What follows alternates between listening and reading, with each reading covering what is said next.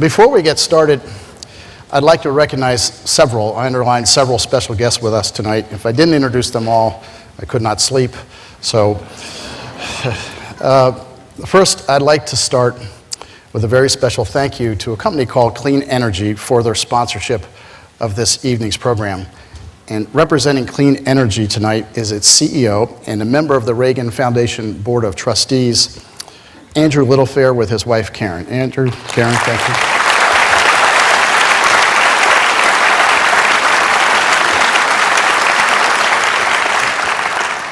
Andrew served President Reagan in the White House as one of his best and top staffers. Thanks, Andrew. Also from our Board of Trustees, Governor Pete Wilson and his wife, Gail. Governor, Gail.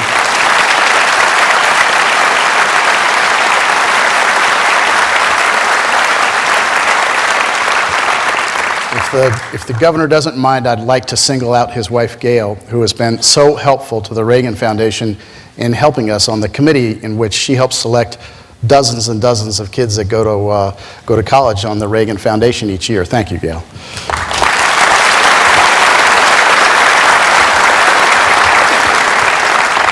In addition, we are very fortunate to have with us tonight Tonette Walker, the wife of Governor Walker. Tonette.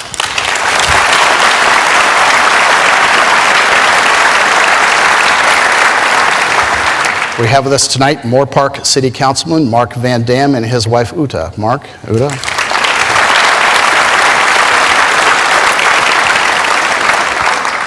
Also with us tonight is Diane Hendricks and Don Reed. Together, they are helping bring an extraordinary statue of President Reagan to the library in the coming year, and we cannot thank them enough. Diane, thank you.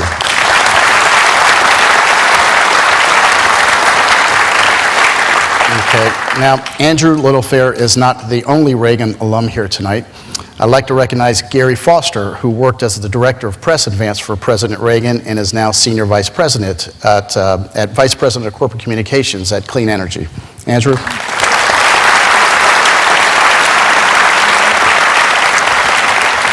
A special welcome as well to 55 members of the Lincoln Club of Orange County, including their President Robert Lowen, Vice President Al Frink, and Mayor Pro Tem Keith Curry of the city of Newport Beach. Thank you all for coming.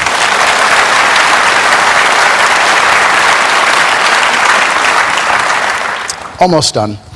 Also with us tonight is the director of the Reagan Library, Duke Blackwood. Duke.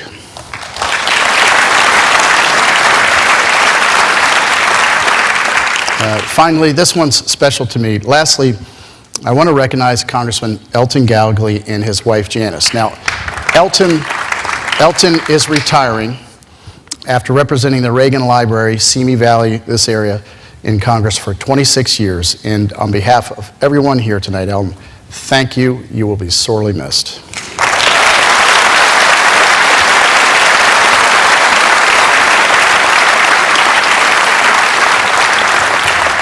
So I've had the honor of introducing many important leaders from this stage and have also had the chance to talk with a number of you at these events about what's on your mind.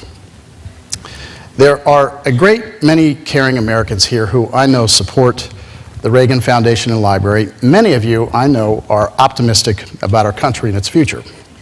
That's only right. After all, you're in the house that Ronald Reagan built, and there was never more of an optimist in the White House than Ronald Reagan, right? So, there's no question, though, that in these last few years, certainly these last few weeks, there's been a growing sense among those I've met with, at least, both here at the library and across the country, that feel that America finds itself in real trouble. At the heart of this concern, I think, seems to be this fundamental question, and it's this: are we seeing the end of the great American experiment where the values of self-reliance and hard work and innovation that made this country great have become a thing of the past? Or put another way, is this great country of ours on the road to a culture built on dependence and entitlement and government-sponsored redistribution of wealth? Well, tonight, we have the honor of hearing from a man who I know has been concerned about this question for some time. In fact, he was one of the first elected in 2010 to call the question on this debate.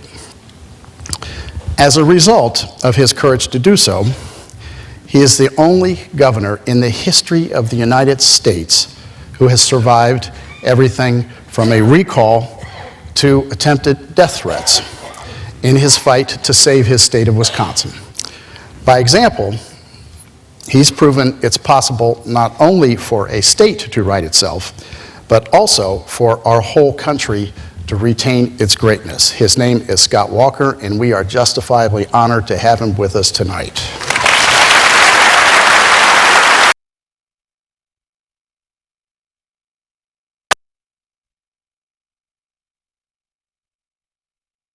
Standing ovation. Well, what a journey it's been for Governor Walker. Elected as Wisconsin's 45th governor just 2 years ago, he found his state in great fiscal trouble. Then he took a page from Ronald Reagan's playbook and decided to do what? Stand on principle, make some tough decisions, and do the right thing. In the process, he's absolutely confounded his opponents, the media, and those without the will to fight, earning himself a national reputation as a man committed to fundamental values and fairness no matter what the cost. Throughout, his resolute calm and his success has kept his state on a course and hopefully stiffened the spine of many others looking on from their own states in Washington, D.C. for a lesson in how to get their own houses in order. And I know if Ronald Reagan were here today, I believe he would say that Governor Walker's fight in Wisconsin must become America's fight to save itself. And it is for that reason we have invited him here tonight to speak. So, ladies and gentlemen, please join me in welcoming Governor Scott Walker. Very generous. Thank you. Thank you. Thank you.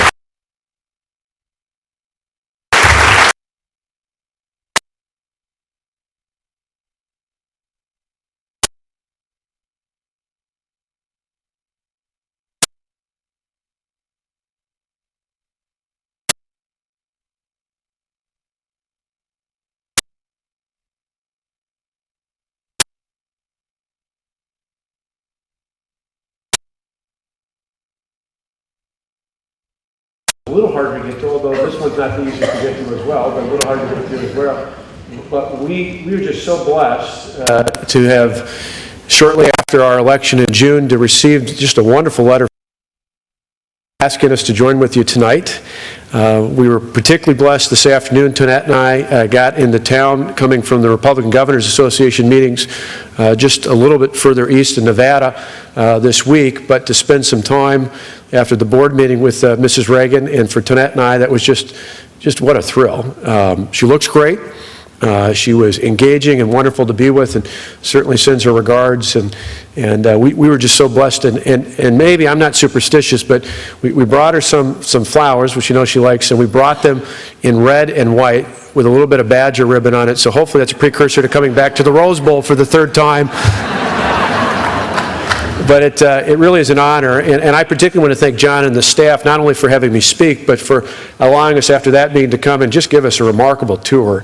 Tonette and I were blown away. This is just fabulous, and thank you to all of you, not just for being here tonight, but thank you to all of you who helped make this experience available, not just to America, but particularly to the young people, because we got a chance to go through and see where the young people are engaged in the Oval Office, where they're behind the scenes in an aircraft carrier, where they're in the press room in the White House. I mean, that really comes to life. And our kids are a little bit older. I've got a freshman in college and a senior in high school, but Tony and I both said just how amazing to them and to every other kid who would go through not only to experience what President Reagan did, but to really, in a much broader sense, understand the importance of patriotism, of standing up for freedom, passing it on, not only here and defending it here and across the globe. So thank you to all of you assembled here tonight for helping to make that possible, and thank you for that great tour behind the scenes. You can guess, Tonette says I'm a little bit of a junkie. It might be a giveaway in the sense that our wedding anniversary is February 6th. I usually joke, depending on whether the First Lady's with me or not, that I remember my wedding anniversary because it's Ronald Reagan's birthday, but if I'm with Tonette, I remember Ronald Reagan's birthday because it's my wedding anniversary. But either way, we're obviously great fans, and some of you, and the good congressman knows, one of my best friends is someone who grew up down the way 15 miles from me. He's the congressman in the 1st Congressional District in Wisconsin, and just did a noble effort to not only to help the cause in the presidential election, but to really put out a great message about the power of standing up for economic prosperity and freedom in this country. Paul Ryan, who grew up 15 miles down the road from me.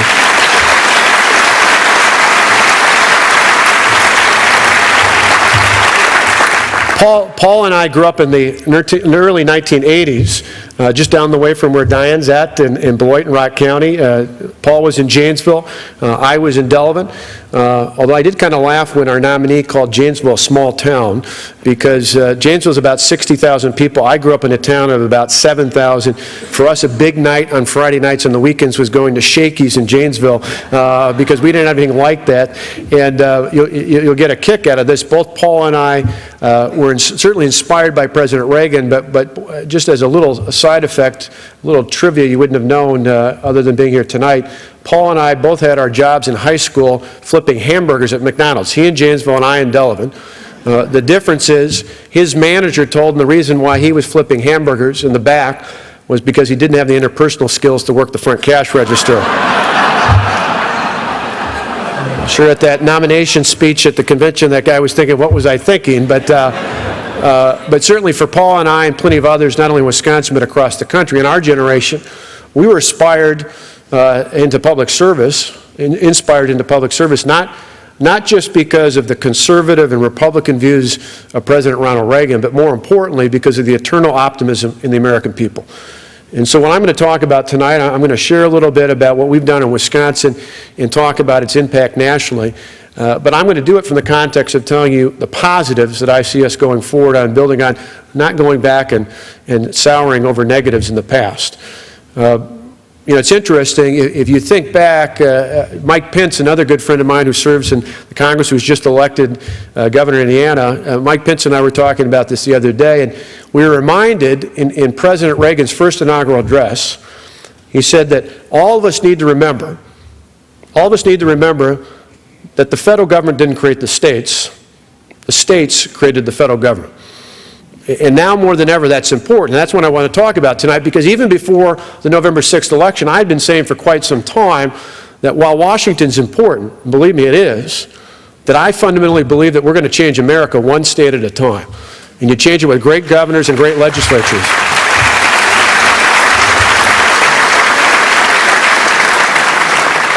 And so tonight, in honor of the request from Mrs. Reagan to come and speak, and I want to talk a little bit about our experience in the state of Wisconsin and how it may have impact elsewhere across the country, and particularly in our nation's capital. I want to talk in three particular areas, and then at the end, when John comes back up, we'll take some questions and have a nice conversation here as well. But I want to talk in three particular areas. We're going to talk a little bit about economic reform. We're then going to talk a little bit about fiscal reform, and then probably most importantly, although least covered, at least in our experience in Wisconsin, we're going to talk about government reform, particularly in education. When it comes to economic reform, it's interesting. 2 years ago when I was running for governor, or maybe I should say when I was running for governor the first time, it seems like Bobby Jindal was kidding me the other day as well. He said, Scott, I know you like running for governor, but could you give it a rest for a year? You don't have to do it every year out there. But when I was running for governor in 2010, I decided to treat it somewhat uniquely. I treated the campaign like a job interview. And so I went around to my interviewing committee, which were the voters of my state, and I said, we've got an economic and a fiscal crisis in our state, and here's what I'm going to do to fix it. And then, amazingly, right after we got in office, I didn't wait. I started acting on it right away. In fact, we called a special session on the very day I took the oath of office, focused solely on economic development and prosperity in our state.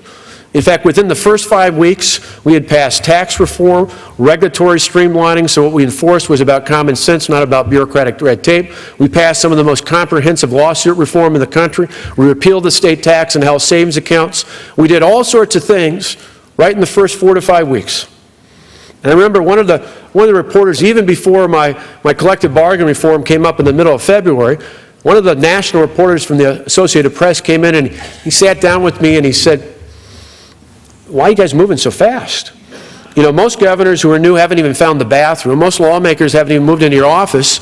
Why are you guys moving so quickly?" I said, "It's simple." I thought back to that job interview. You see, for any of you who own your own companies, big or small or anywhere in between, you know if you take over a company that's failing, you don't wait a year or 6 months or even a day or two. The minute you get the keys to the business, you start fixing it, don't you? Well, that's what we did. We said we can't wait. The people of our state, the hardworking taxpayers who empowered us to make tough decisions, to put them back on the right track, didn't want us to wait a year or 6 months. They didn't want us to talk about things. They wanted us to fix things. And so that's what we did right away. And the good news in our state is it had an impact. It's working. It's working. Years ago, 2008, 2009, 2010 in my state, before I was elected governor, Wisconsin lost almost 150,000 jobs. In fact, at the peak of that time frame, the state had an unemployment rate above 9%. Today we're at 7.3. Last month we moved below 7% this month. We're heading in the right direction. We're creating thousands and thousands of new jobs. We're not done yet, but we're heading in the right direction. 2 years ago when I was running for governor, the statewide Chamber of Commerce did a survey of employers and found, get this, just 10% of our employers thought Wisconsin was heading in the right direction. 10%. 10% of the people who create jobs in our great state thought the state was heading in the right direction. After our reforms had a chance to sit in over the past year, you know what the percentage in this latest survey in 2012 was? 94%. 94% think we're heading in the right direction.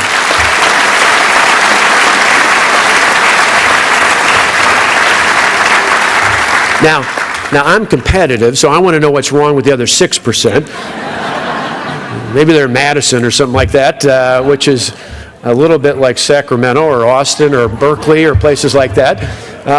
But from our standpoint, that's a tremendous turnaround. And not only have we seen it internally, we've seen it nationally, externally as well. A couple years ago, before I was governor, on those rankings, one of the rankings out there, the best and the worst states to do business in, we were 43. The year before I took office, we were 41. A year ago, we moved up after our first stage of our reforms up to 24. This year, we moved up to 20. On another ranking from CNBC, we moved up to 17. And just about a month ago, we moved up to number 13 on number one of those rankings. Now, we're not number one yet, but we're heading in the right direction because people are taking note of what we're doing. And we need to do more of it, not just in Wisconsin, but in California, and in Michigan, and in Texas, and New York, and places all across this country.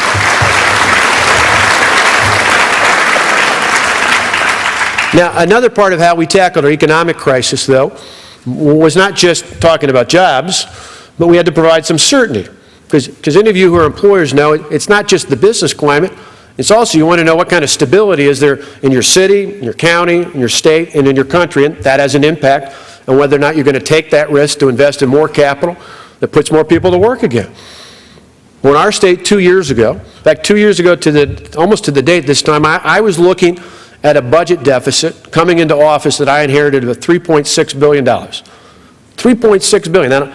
Now, I know California's pretty big, but our state's 5.7 million people. I had a budget deficit of $3.6 billion. Now, we could have blamed the past. We could have looked at my predecessor who took money from the stimulus and instead of building bridges or infrastructure, plugged it into the Medicaid and school aid deficit. It only exacerbated the problem. But instead of blaming him, we said, we're here to fix this.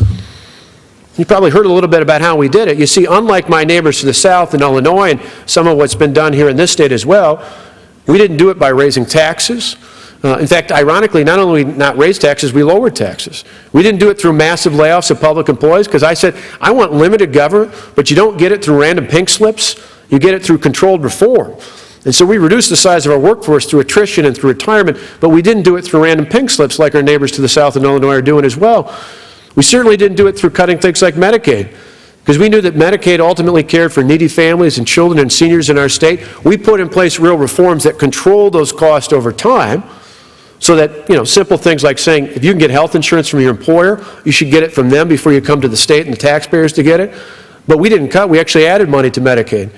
What we did instead to balance our $3.6 billion budget deficit was put in place long-term structural reforms long-term structural reforms that helped us to balance not only our state budget, but something, Governor, I know, you've been a former municipal leader, I was former county executive before that, we empowered not just our state, but our local governments to balance their budgets, not just for today, but for years to come. What we did was fundamentally about thinking more about the next generation than we did about the next election. And isn't that what you elect us to do?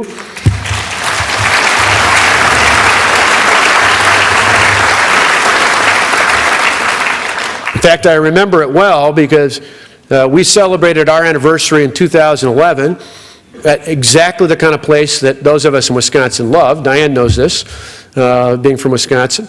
We celebrated at the Super Bowl in Dallas, where the Green Bay Packers brought home the Vince Lombardi Trophy. That was the exact date of the Super Bowl, February 6th of 2011. But the very next day I came back and we sat down with our cabinet. We'd been working on it for some time. I sat down at the residence and actually talked. I've said this to others, so it's not just invoking it because we're here at this library, but we talked about the experience that President Reagan had early in his tenure, when he had the air traffic controllers, when he had to make a decision not just about what was going to happen there, but as you all know, that had implications far beyond just that issue, that sent a clear and concise message to nations all across the globe that this was a guy who was serious. I believe in many ways was the beginning of the fall of the Soviet Empire, the beginning of the end of the Cold War, because more than anything, leaders around this globe said this is a guy who needs to be reckoned with, because he was serious about taking on real challenges. And so we tried to inspire our cabinet for knowing what was to be ahead. Now, little did we know what to expect in terms of all the kind of attention and focus we got for the next month and a half or 2 months, particularly at our state capitol. But in a way, it was kind of somewhat prophetic, because earlier, right when we took the oath of office on January 3rd of 2011, I had made a decision to move the oath of office from the east wing, where it traditionally is, around the corner one wing, so that we could stand in front of the state's Constitution. Now, the reason we did it, it's kind of interesting. You see, in our state was founded in 1848. The Constitution took 2 cracks at it before it was ultimately passed by the people of what's now the state of Wisconsin. And at the time, it's interesting. If you go back in our state's history and you look at the document that stood next to me when I gave my inaugural address, it's a document that has been changed many times, just like state constitutions all across the country. But there's one part of it that's never been amended, never been altered. It's called the Frugality Clause. And at that address, I invoked that and said, not in terms of politics, in terms of Republican or Democrat, conservative or liberal, but in terms of the proper role of government in our lives, I said to the people of our state on that day, just after I took the oath of office, that moderation and frugality in government leads to freedom and prosperity for our people. Moderation and frugality in government leads to freedom and prosperity for our people.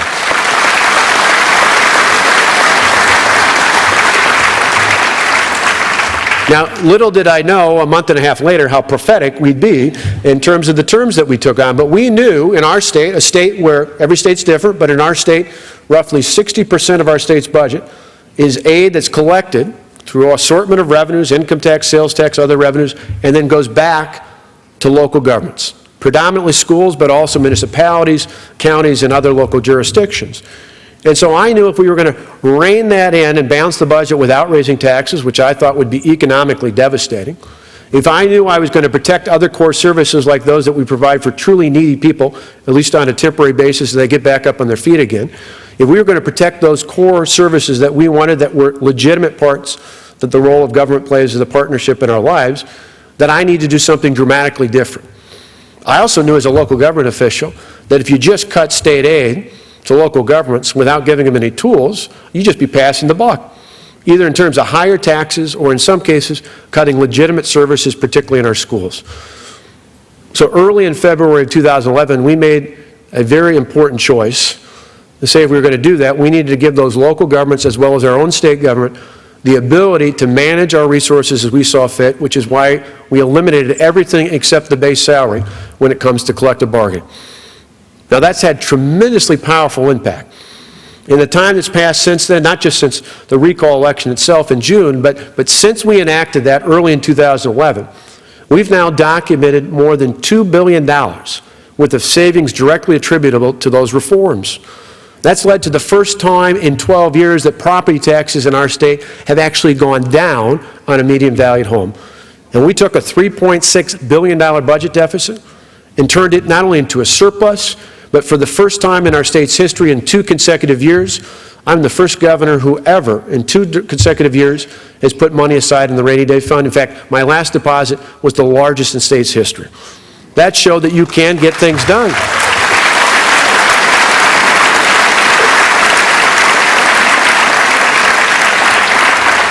In fact, in our campaign, it was interesting because we oftentimes would point to Illinois and say, you don't need to guess what things would be like if the opposition was elected. You can see it in real time to the south. And I imagine if I'd been closer to California, I might have pointed to California as well. But in our state, the contrast is amazing. A year and a half ago, when we were going through this incredible experience in our state's capital, my colleague to the south, Governor Quinn, and others in Springfield, Illinois, boasted about the fact that they weren't going to do what we were doing in Wisconsin. Well, clearly they did not. In fact, they raised taxes 67% on individuals, 46% on businesses. A year later, the budget problem is not better, it's worse, which is a good lesson for the people in Washington. Raise taxes and see what happens. But in the end, not only is their budget situation worse, they're now talking about closing as many as 14 state facilities, including a prison and a state hospital.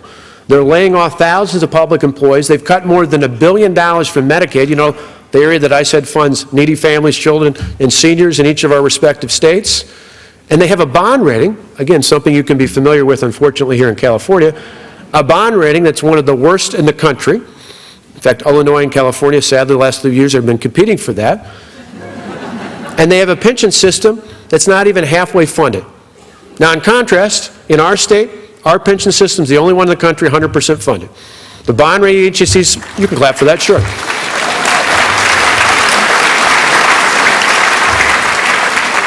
The bond rating agencies called our budget credit positive. We avoided the massive layoffs. We avoided the challenges of other states, and we did it without raising taxes. In fact, we lowered our overall tax burden. And like other states led by Republican governors in the past year and a half, if you look at our states, the states where we lowered the tax burden, revenues have actually gone up. Now, I think to anybody outside of government, that seems like a pretty logical concept, particularly any of you who've ever been or are in retail. Why do we have sales? Why do you have sales in retail? One of my great businesses in Wisconsin you might be familiar with is Kohl's department stores. Tonette and I for years have gone there. She goes there more than I do now, but Kohl's department store, I always kid Tonette if she comes back and bought something. I said, if it's not been marked down twice on sale, it's not worth buying at Kohl's, because Kohl's is on sale and then there's another 20% of that off of it right on down the line. Why do they do that? Because they make more money because more people buy it. Well, you can either have a higher price or you can reduce the price, broaden the base of customers, make more money because you increase the volume. That's a pretty simple concept in retail, isn't it? And yet we somehow blow that concept when it comes to government. We think you need to keep raising the burden on the taxpayers. Well, this of all places, this is a place where I assume everybody here knows well the experience of our 40th president.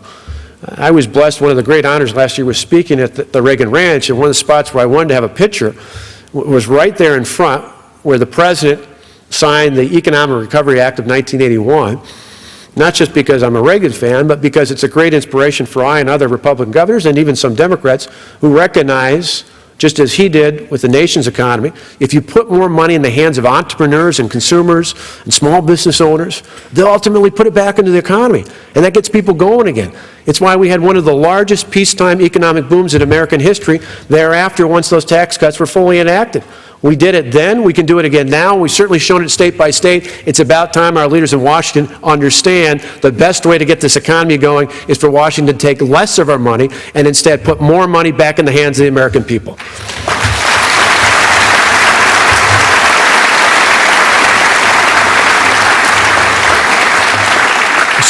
So we had success when it came to economic reform. We had success when it came to fiscal reform.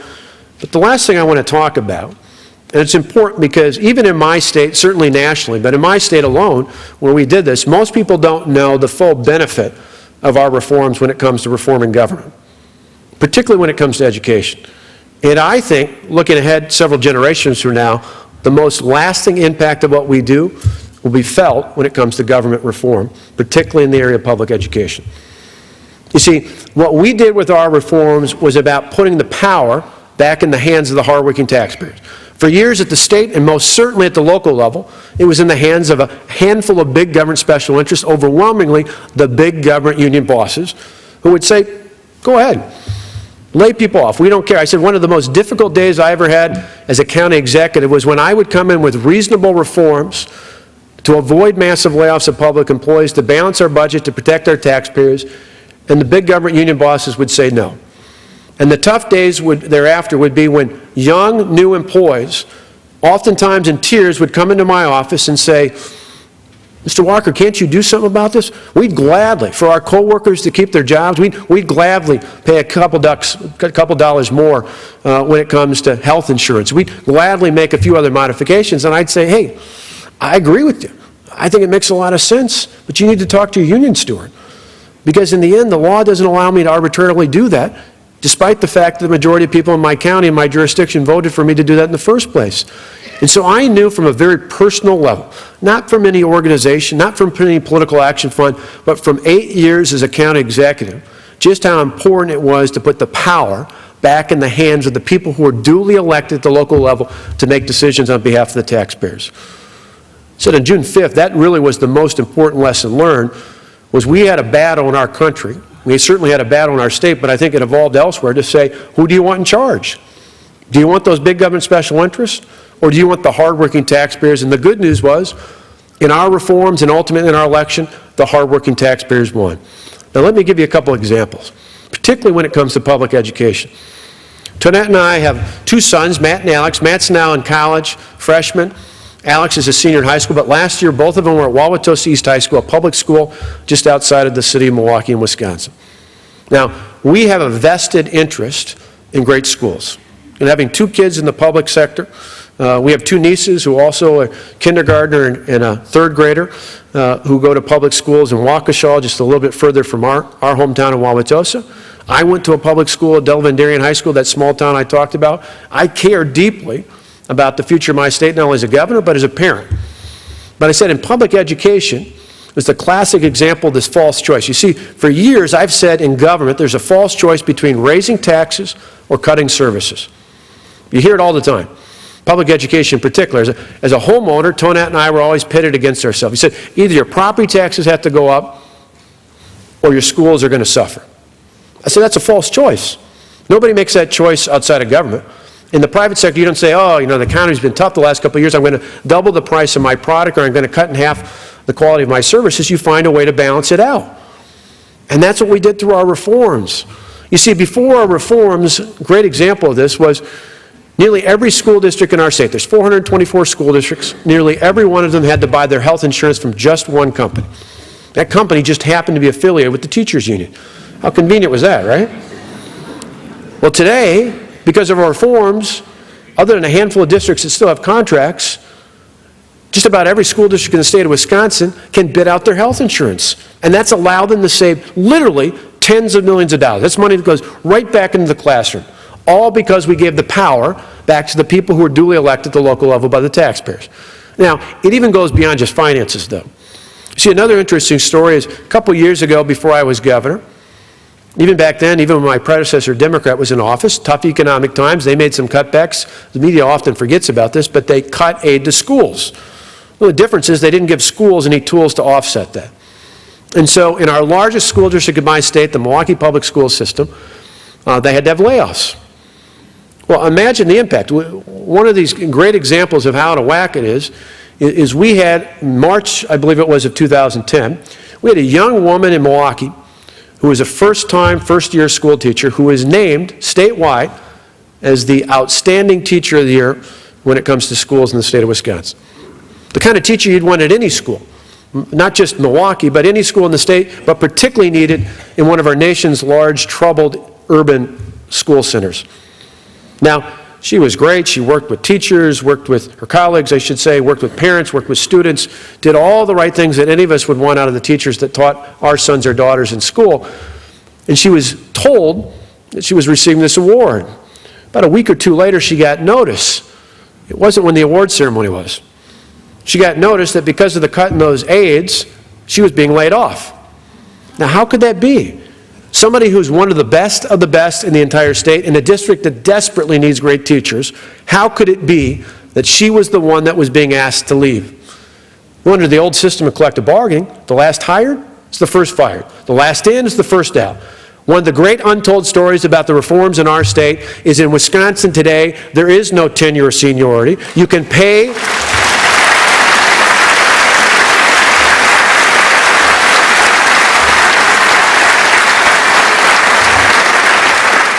There is no seniority or tenure. You can pay based on performance, which ultimately means we can put the best and the brightest in our classrooms and we can keep them there.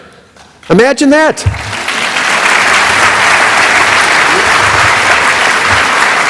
I bring that up because one of the most frustrating things to me is when I hear so-called members of the Main Street media claim somehow that conservatives don't care about education. We do. But we understand that more money isn't the answer. Spending your money more wisely, actually in the classroom, is the answer to make sure our kids and our grandkids actually have a great education. We're the ones who care about education, not just about the education bureaucracy. That's the fundamental difference out there.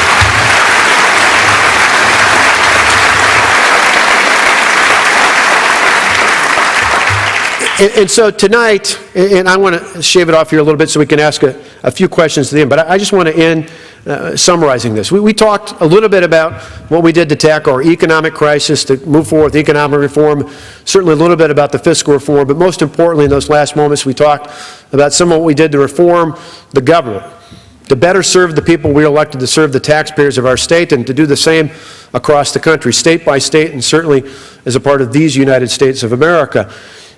But I want to end with a simple story. You see, kind of as John alluded to, there might be some of you, and some of us even commiserated a little bit the last few days in Nevada as fellow governors, although I got to tell you, just as an aside, as governors we're pretty excited because for the first time in a dozen years there are now 30 states who've elected Republican governors.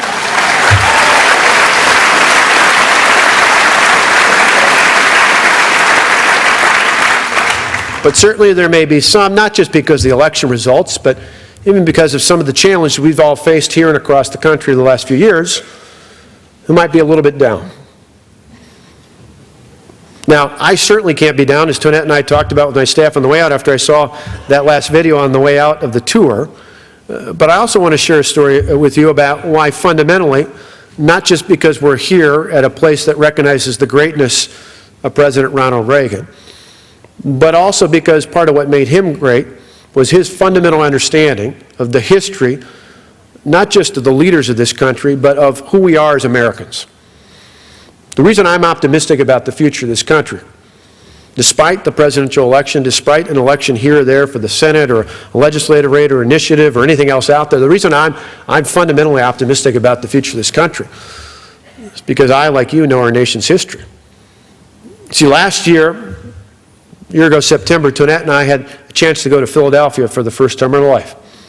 Might seem odd for someone who loves history, but I grew up in a small town. My dad was a preacher.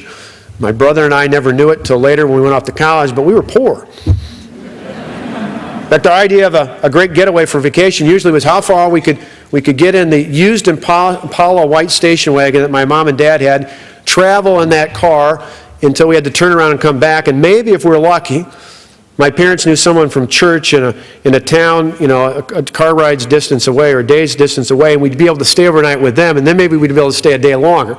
But usually it wasn't very long. We'd have to turn around and come back because we didn't have a lot of money for hotels and that. So I never got out to the East Coast. Never went to Washington as a kid, never went up to New York or Philadelphia. So last September, the Governors Association had a meeting in Philadelphia, and Tonette and I got up early. We went over to Independence Hall. Certainly to see the Liberty Bell, but we wanted to see Independence Hall itself. Now, I have to admit, I probably was a little bit of a geek, but as a kid, I grew up loving history so much, I thought of our founders like superheroes. Bigger than life. Bigger than life. And so I went to see Independence Hall, and I had in my mind this huge vision. I was just ready to be blown away. And for any of you who have ever been to Philadelphia, you know when you go in there, the hall itself's not a whole lot bigger than this stage. You look at the desk, you look at the chairs, and you realize these were ordinary people. Ordinary people. Ordinary people who did something quite extraordinary. You see, these were leaders at the time who didn't just risk their political careers. Heck, they didn't just risk their business ventures. These were leaders who literally risked their lives for the freedoms we hold dear today. Ben Franklin said it very well at the time. He said, surely, if we don't hang together, surely we will hang separately. These were leaders who risked their lives for the freedoms we hold dear today, and far too many of our fellow citizens take for granted. The reason I stand before you tonight feeling optimistic about the future of this great country is because of visits like that to Independence Hall and to Gettysburg and Mount Rushmore and other places all across this country that remind us of the tremendous history of this great nation. More importantly, remind us of the fact that what has made this country great, what has made this country exceptional, arguably the greatest country in the history of the world, is that in moments of crisis, be it economic or fiscal, be it military or spiritual, what has made America amazing has been in those moments there have been men and women of courage. Men and women of courage who thought more about the future of their children and their grandchildren than they thought about their own political futures.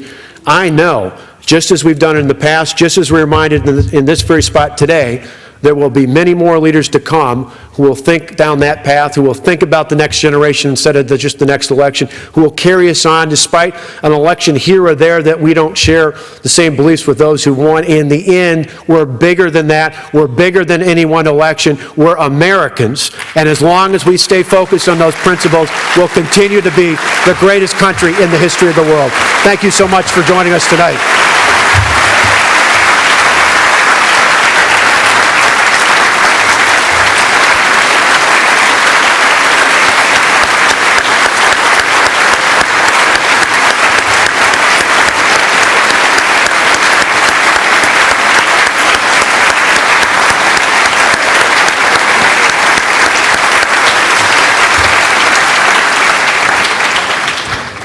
Well, Governor Walker has been kind enough to agree to answer a number of questions. We don't have all night, obviously. There's dinner waiting next door, but if you have a question, if you raise your hand, we have people in the aisles with microphones. If you could just wait till the microphone gets in your hand, that would be great. Right over here, we'll start. Thank you, Governor. Your reforms did very well for the state of Wisconsin, and then recently here in California, unfortunately, Proposition 30 passed, increasing taxes, and Proposition 32 did not. Compare and contrast, what do you see happening to Wisconsin and California? Well, again, I care about all the people in this country, so I don't relish the fact as much as if I was closer to California, I might be putting signs up like I have next to Illinois and now Minnesota, because Minnesota has a Democrat governor and just switched to the Democrat legislature, so they'll very much probably in the future be like the state of Illinois has in the past. But you know, I think for the good of this country, all of our states, all of our jurisdictions, all of our regions have to do well. It's why we tried to do our little part, having met with Governor Wilson about this. We helped in Michigan, for example, where thankfully they were successful, because in their case, it wasn't about being on offense. They were playing defense in Michigan, where they would have put in place, had their referendum passed, collective bargaining requirements that were more restrictive than what they have today. So there were wins here or there. Certainly in our state, we added to our majorities. We got the state Senate back. We added to our lower house. There were other wins across the country. But there were some challenges out there as well. Sadly, I think for many jurisdictions where they don't get it yet, what happens over time will be the best testament. And at some point, you know, like a teapot heating up, the lid's going to blow off. In our case, even before I was elected governor in 2002, I was the first and only Republican elected as the Milwaukee County Executive. That's like being the mayor of Milwaukee County, a jurisdiction of about 1 million. I was elected in 2002, I was elected to a full term in 2004, and I was elected by nearly 60% of the vote in 2008 in a county that just went about 2/3 for President Obama. Why? and maybe this parallels what may very well happen in the future here in this state. In the end, I believe at some point, if things are tough enough, in moments of crisis, what people want more than anything isn't just Republican or Democrat leadership, it's leadership. And so I think if people are willing to step up and offer leadership, fundamentally, I don't think there's any jurisdiction where you can't overcome things. It's just a matter of time.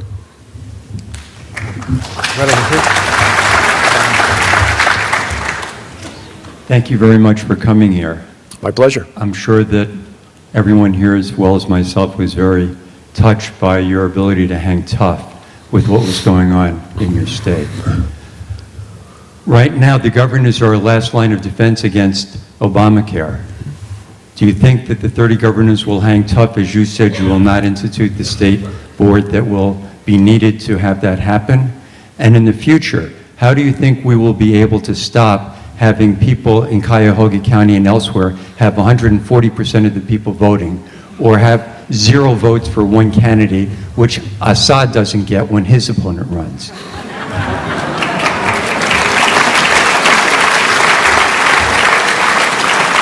Well, you've got 3 different points in the same question, so I'm gonna break it out and answer each one. On the last point, I think in each of our jurisdictions, each of our states, we've got to do more to protect the integrity of the vote. It's one of our most fundamental rights.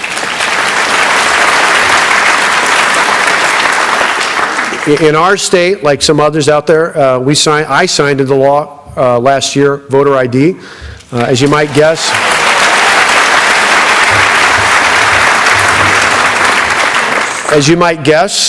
it's stuck in the courts, as it is often the case, but we will ultimately prevail. Unfortunately, we didn't have it before the November election, but we will have it in the future, going into the future elections, because it's not only Constitution, it just makes sense. In our state, I don't know how polling is here, and not that you make decisions based on polling, but it is interesting to see that the majority, not only of Republicans, but the majority of Democrats in our state think it makes sense. Because if you need a photo ID to do just about anything, if you need, for public assistance in our state, you got to show photo ID. To check out a library book in the city of Milwaukee, you got to show photo ID. To get cold medicine, because of the meth problem we have across the country, you got to show a photo ID.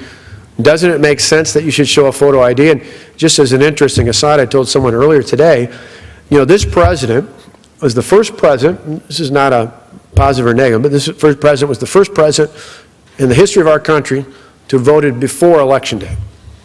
Now, did any of you remember seeing the video on the news of that? He walked into his voting location in Chicago. They were all kind of overwhelmed, you know, which would be kind of cool. I don't care whether you like him or not. He's the president. It's kind of cool to see the president walk in when you're a volunteer at the polling location. He started to come up, and she kind of nervously said to him something that I couldn't break out, but I'm assuming, because he reached back, pulled out his wallet, was, well, I still need to see your ID. And he showed her his ID, right? Do you remember seeing that? I tweeted that. It's one of my most commented tweets out there. Said apparently the president didn't have a problem showing his photo ID to vote early, but he doesn't want the rest of us to tell everyone, no matter where you're at, no matter where you're from, that you should do the same, just to protect the integrity of the vote. So all the arguments against it are just ridiculous. I actually think when they bring up race and income, I actually find that to be one of the most discriminatory statements that someone can make, because it assumes that just because of someone's ethnicity or race that somehow they can't do what everybody else does in society and get a photo ID. Tonette's got a good friend whose son is, he's 17, right? In our state, currently, even before the law went into effect, the only 2 ways that you can be prohibited from voting is if you're a felon or you're incompetent. And he heard about it in the news, and the 17-year-old said to Tonette's friend, his mother, he said, well, in today's society, if you don't have an ID, you are incompetent.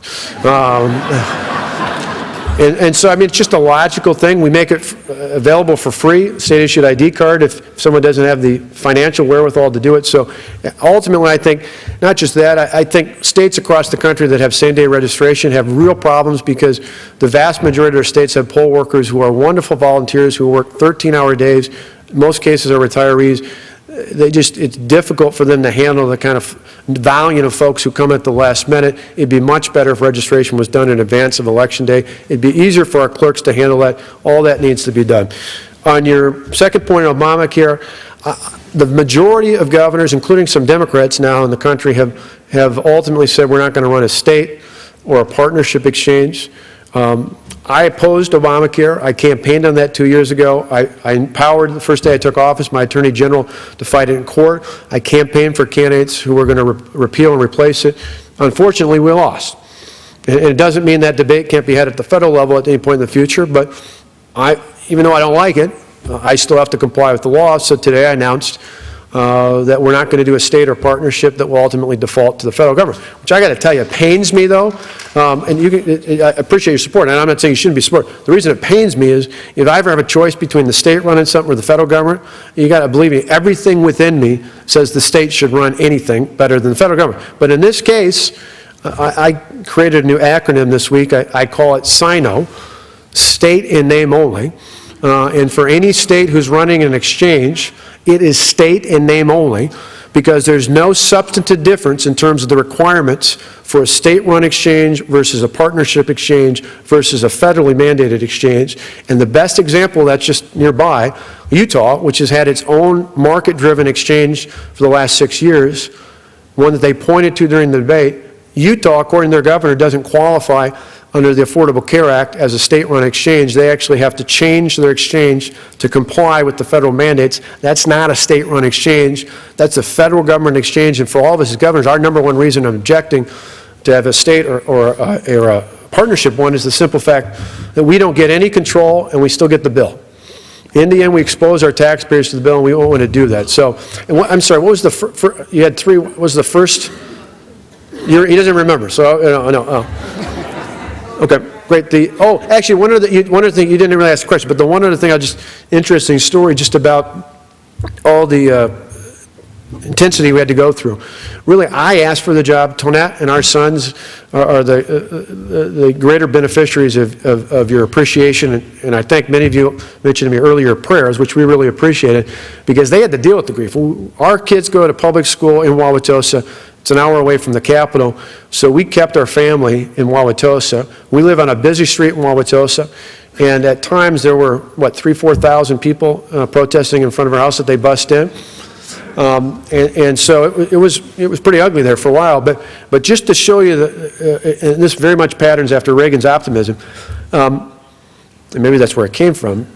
Last November, I'm out on a Sunday afternoon between the Packers game between church, I should say, and the Packers game, which in our state is both religious experiences. So I'm out, Raking leaves because it was a late game, trying to do it quick, and one of the boys' friends was over with us, and we live on this busy street, so I'm raking, and suddenly I hear a car honk. And I turn to look. And this guy's got his window down, arm out, puts up his hand, flips me off. And this kid with us, Gavin, says, "Mr. Walker, how do you put up with that?" I said, "Well, it's America. You can do or say what you want. That's what's great about America. You can't clamp down on it." I said, I feel a little bad for the guy because it's not like he's at the Capitol, not like he's in front of the governor's residence. It's at, residential house. So I say a little prayer for him, feeling something more in his life's got to be bothering him than just me. But I said, in the end, if you focus on the positive, good things will come along. Don't let that get you down. So I go back to Raking. Literally, like maybe 2-3 minutes go by. I hear a couple more honks. And I'm thinking, Lord, should I rake at night? This is crazy. This is crazy. So as a glutton for punishment, I turn and look, expecting now there's going to be a couple guys flipping me off. And I turn and look, and sure enough, here comes the window down. 2 cars right in a row, both honking. Here comes the arm out the window. Right at the last minute, when I expect to get the middle finger, they both go like that. Now, of course, Gavin says to me, "Mr. Walker, did you know that was going to happen?"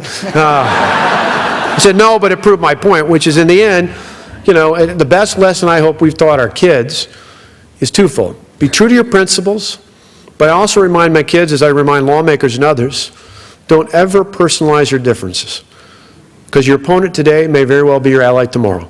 Be true to your principles, but be decent about who you are and how you conduct yourself. Certainly that's a lesson we learned from President Reagan and many other great leaders, and I think in our case, that's why we ultimately persevered. But, sorry.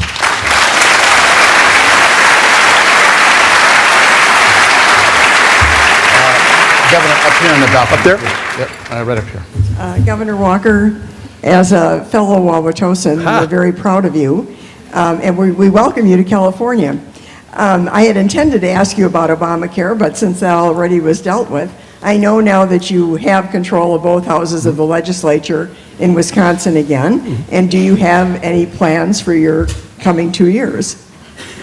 We do indeed. In fact, we're working on massive tax reform. We think if we want to continue the economic success we've had over the last year and a half, again, one of the best ways to do that is put more money back in the hands of entrepreneurs, more money back in the hands of small business owners, more money back in the hands of our consumers. So we're going to continue to lower our property taxes, and we're going to put in place an aggressive income tax reduction and reform in the state of Wisconsin, because we believe we can continue to be one of the leaders in the country, not just in reform, but ultimately in results. Along with that, we think one of the areas where we can be a partner, most of the time I think government needs to get out of the way. So we've done it with tax reform, we've done it with lawsuit reform. We're going to continue to streamline our regulatory process, so what we enforce is about common sense, not just about bureaucratic red tape. But one of the areas where I hear tremendous concerns from our employers, particularly in manufacturing, healthcare, information technology type issues, is that they have jobs, they just don't have enough skilled workers to meet those jobs. And so one of the areas where we're going to target that is our state, like a lot of states, pours a lot of money not only into K through 12 education, but into our technical colleges, some states call them community colleges, and to our four-year University of Wisconsin system. What we're going to do is not just put money in, because as I mentioned before, more money is not the answer, spending it more wisely is. We're going to make investments that are driven off of performance. Following the pattern of my good friend Jeb Bush in Florida from his tenure several years back, we initiated report cards this past year that just came out recently, and we're going to tie our additional funding into performance in our K through 12. We're going to tie our funding in our technical colleges and our University of Wisconsin system into performance and say, if you want money, we need you to perform, and particularly in higher education, we need you to perform not just in how many people you have in the classroom. And I'll borrow a line from Jeb. Jeb says it well. We shouldn't be paying for butts and seats. We should be paying for outcomes. In higher education, that means not only degrees, but our young people getting degrees in the jobs that are actually open and needed today, not just the jobs that the universities want to give us, or degrees that people want to give us. And so from that standpoint, I look at it in the future, that allows us to put our focus on reform, and we'll continue to do that. And we'll continue on with our education reform. We led the nation more than 20 years ago. I was proud to be a part of the legislature in school choice. I lifted the caps in school choice, expanded beyond the city of Milwaukee. I like to do more because I want to help my traditional public schools, but I also want to help my charter, my choice, and my virtual schools, understanding that, at least in my state, and I think it's true across America, every child, no matter what zip code they come from, no matter what their parents' background, every child in my state and in this country should have the opportunity to have access to a world-class education. Then and only then it's up to them as to what they do with it. But if they, we should be about not equal outcomes, we should be about equal opportunity. If we give every child an opportunity to learn and succeed, which they don't have today, the outcomes will take care of themselves.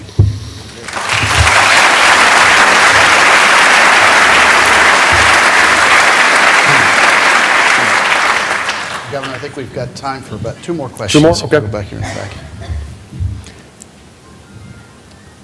Governor, See if I can see it through the shadows over there. stand under the light. Yeah. We face a remarkably similar situation and, a remarkably similar situation here in the city of Los Angeles that you did 2 years ago when you took office as governor. Labor, bosses, not the least of it. For the first time in 12 years, there's a viable Republican candidate running for the mayor's office in Los Angeles. It's Kevin James. I wonder if you would agree to perhaps sit down or discuss in some way your strategy and your successes in reforming state government, because your experience at the county level translates 100% into Los Angeles City Hall. Well, and I think just to build off of that, and I will do that. I don't know him well yet, but I hope to in the future. Good to see you.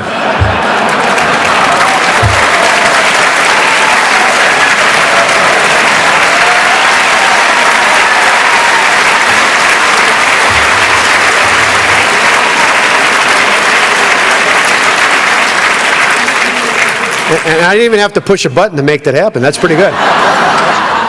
But I will tell you, without knowing, and I'll follow up and make sure we get connected after this trip, but I will tell you a bit of optimism that relates to my recall election, which, as John mentioned, we not only won, we won by a larger percentage with a larger volume of votes, almost 250,000 votes more in a June election than we won in November of 2010.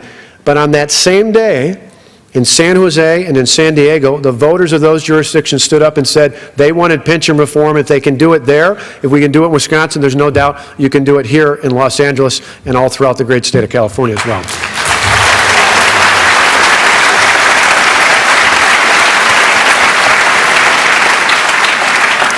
We have time for just one last question. We'll come over here. Angie, do you have one? All done? Okay, Lisa? Yeah, great. Governor Walker, I'd like to hear a minute about Now, what office are you running for? Just got elected. Oh, that's good. Local city council in the Good Hills. Very nice. I'd like to hear about your pregame. Before you came into office, how much time had you put into, and how detailed were your strategies on the type of reform you were able to implement so swiftly when you came into office? Yeah, in fact, I'm talking with some new governors tomorrow in San Diego, and had talked to some this last week at the RGA as well. In fact, Pat McCurry, the new governor in North Carolina, first Republican governor we've had in 24 years in North Carolina.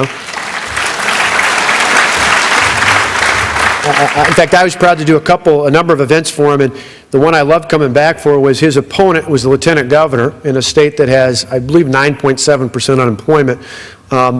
His opponent, the lieutenant governor, went in front of the AFL-CIO, didn't know he was being recorded, and said that Pat McCurry was going to be the Scott Walker in North Carolina. So Pat, to his credit, because some people back away from things like this, got up on TV and said, I'd love to be the Scott Walker of North Carolina. He invited me to come back down, which I did, and he'd said, we had a state that was over 9% unemployment, and we're now down about 7%. We have a state that their state has a budget deficit. We now have a surplus. It was a great case to be made. But with Pat, what made me think about it is we also spent some time, not with Pat per se, because he was campaigning, but with some folks he identified, helping them prepare for the transition. Because my fundamental belief, I love campaigning, I love meeting people, but in the end, it's all about getting things done. And you got to be prepared to do it on day one. In fact, the day after the election 2 years ago, November 3rd, I came to the Capitol. I started working on my budget. Within 2 weeks, I had already announced the beginning of the framework for what I was doing on collective bargaining. We had stopped. In our state, my predecessor wanted to take $810 million, another issue some of you might be familiar with, to build a high-speed rail line between Madison and Milwaukee. I blocked it before I was even elected governor.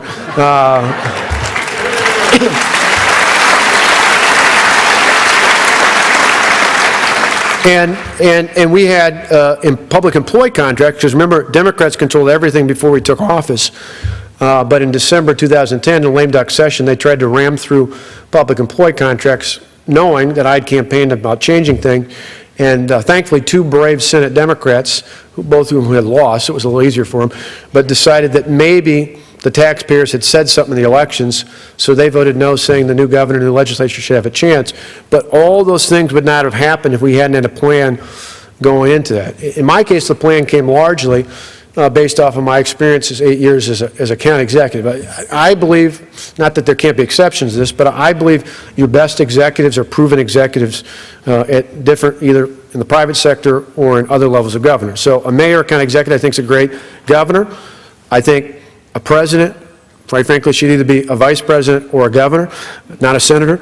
With all due respect to my friends who are senators, but I think in the end, there's just something that and it's why up until the 2008 election, the last member of Congress we elected to presidency was 1960 with John F. Kennedy. There have been plenty that tried throughout that, but I think in the end, Americans understand that more often not just based on party, you're better off with someone who's been proven and tested as a chief executive. But that's all part of the training. You got to lay it out. We laid out very clearly, not only in my first election, but the last thing I'll say before I get the hook here, probably more importantly in our June 5th election, One of the things I'm proud of that contrasts what we saw this fall in the election is I believe the president won largely by running away from his record. I ran on my record. For anybody who came to my state, I had my friends Chris Christie and Bob McDonald and Nikki Haley and all sorts of other folks came and campaigned with me, Bobby Jindal, and it was great because they didn't have to say, what's your latest ad about? They said, we know what Scott did. We went out, in fact, the last 2 months of our campaign were a lot of fun. I'd go to rallies and I'd say, does anybody remember what this recall is about? Because our opponents stopped talking about it. They talked about everything else. Every other issue. In fact, for all the talk, I'm surprised actually somebody had asked me about this, but I'll end with this. For all the talk by the pundits analyzing about what happened in the presidential election, they'll say, oh, it was this group or that group, or we had to moderate this position or that position. I said, our core beliefs aren't the problem. What we say, how we say it, and where we're willing to go to say it is the problem, at least on the national level, in the sense that we have a compelling message to young people, to young women, to young entrepreneurs, to young African-American leaders, to young Hispanic leaders. We're just not doing an effective job of articulating it, and more importantly, going to the places where there are voters who, if given the time and the attention, would be willing to hear the compelling message we have about freedom and prosperity in our country. We need to make sure that whomever our nominee is 4 years from now is someone, he or she, someone who's willing to make the effort to go out and speak to people where they're at, in ways that we've never found possible to do before, in places we historically have not gone to before, because we can win the majority of votes in this country if we've got a compelling message and we take it in a way that relates to where people are, not the way we talk when we're talking on talk radio or anything. I got no problem with talk radio, but we got to go to places where people are at today because our message resonates. Again, on my soapbox here, I apologize, but I get frustrated with this. All the sorts of attacks we saw in the presidential campaign were used against me. War on women, all those sorts of nonsense things out there. What I'd do? I'd get up and I'd say, that's a ridiculous question when they bring up charges like that. I say, the voters I talk to are moms and dads just like Tonette and I who care about what our son who's in college is going to do 4 years from now when he comes out in a country where there's not the opportunity for him to find a job because the economy's in the tank. The voters I talk to are moms and dads and grandmas and grandpas, just like all of us here, who ultimately know that we're scared about the future, not just for our kids, but for our grandkids, because we live in a country where, unless we turn things around, they're not going to be able to live here. If we lay that message out proudly and clearly, and most importantly, if we're willing to get out from behind the podium and go to places where people don't traditionally hear from conservative Republicans, but who are ultimately people we can make that message to, if we just show the time and interest, we can be a majority, not just party, but a majority philosophy in this country. We just got to take the time to make that effort, and we do. It's not just going to be good on Election Day, it's going to be good for America.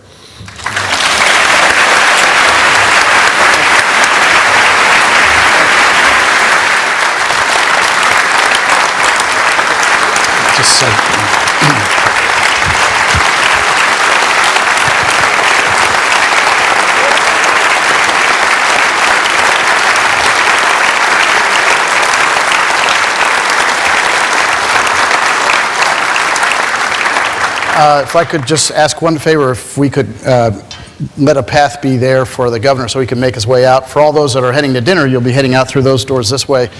Governor, on behalf of Mrs. Reagan and everyone here, what a special visit. Thank you so much for coming.